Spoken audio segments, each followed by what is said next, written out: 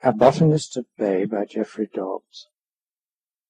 This tape is a selection from a talk and verse reading I gave a few years ago to students at University College Bangor, mainly students of botany, forestry and agriculture.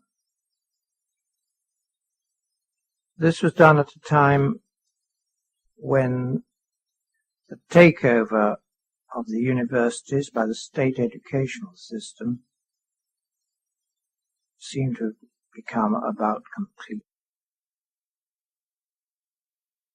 This ancient and dreary threat of control by government bureaucracy, as well as by commercial and money interests, has been a perennial danger to the universities all through the centuries, as it has been to all teachers and scholars and students.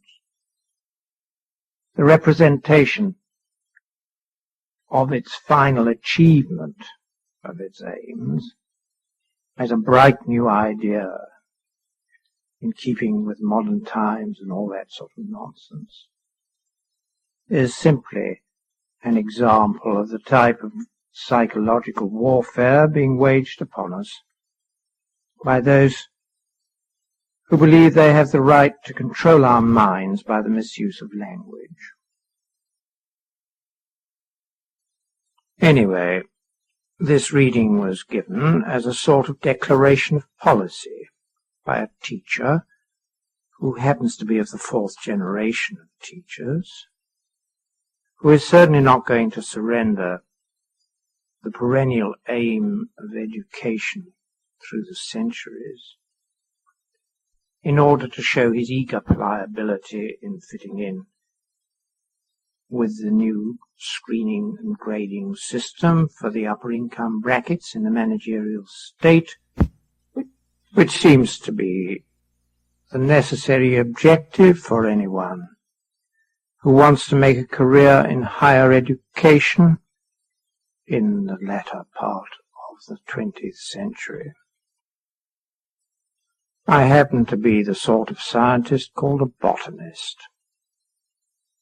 a student of an aspect of reality which is not only harmless in a pretty harmful world, it is outstandingly beneficial.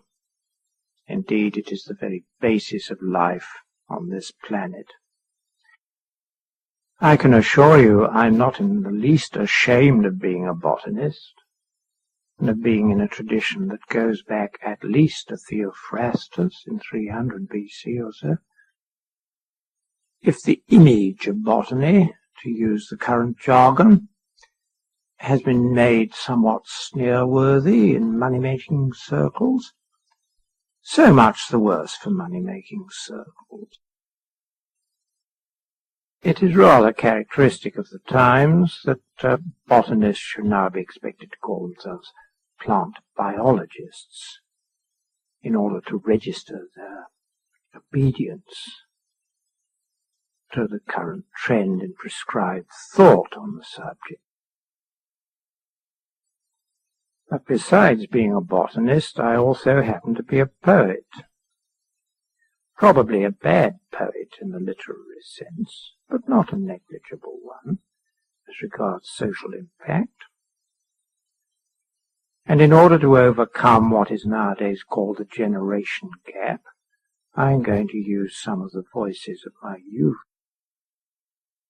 This thing now called the generation gap, of course, has always existed. It is part of the nature of things, but it has been exaggerated in this generation by those who are trying to cut off the young from their cultural inheritance so that they can make political use of them. Also, I want to introduce some feeling of time into our thoughts, which tend to be excessively short-term and ephemeral.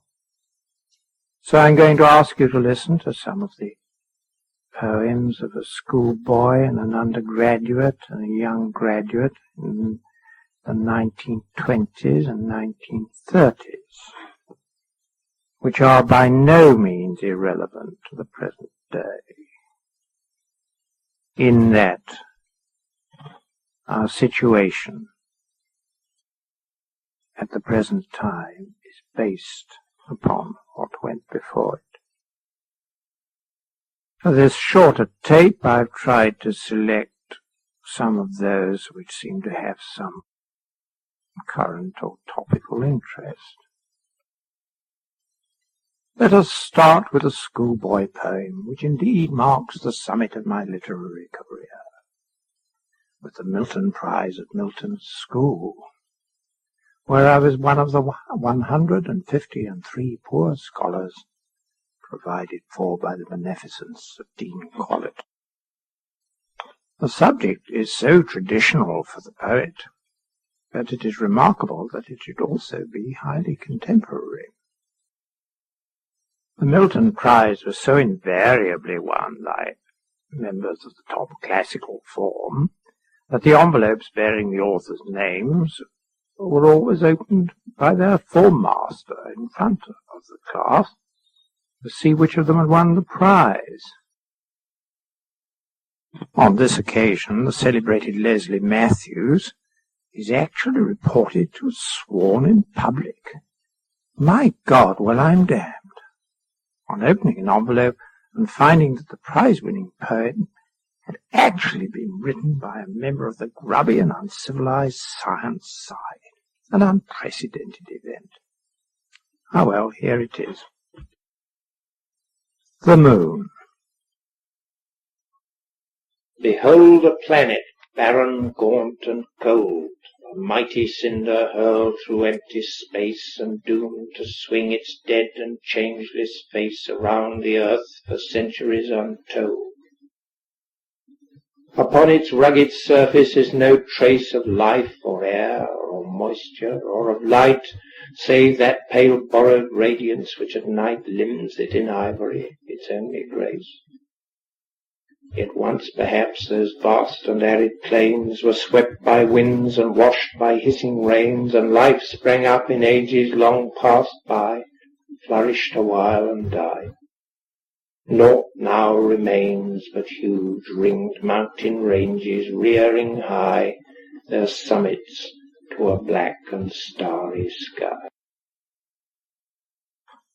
Well, commonplace enough now, but not then.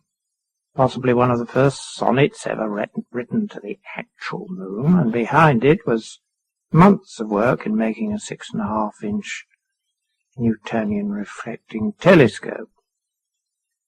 Of course, the idea of life on the moon is now out of date. It's been transferred to Mars. But I can't help putting in here another poem about the moon, written several years later, which also seems a bit prophetic. All the worlds are waiting, waiting for the moon. Please will someone get it, bring it in a spoon? All the worlds are starving, all the worlds are moan. All the things they're wanting, they already own. Peace and power and plenty lie beside their hand, only for the taking. Can't they understand? All the worlds are yearning, staring in a swoon, gawping on the rich earth for a barren moon, just a lump of cinder rolling round the sky. Men must go and grab it, Lord alone knows why.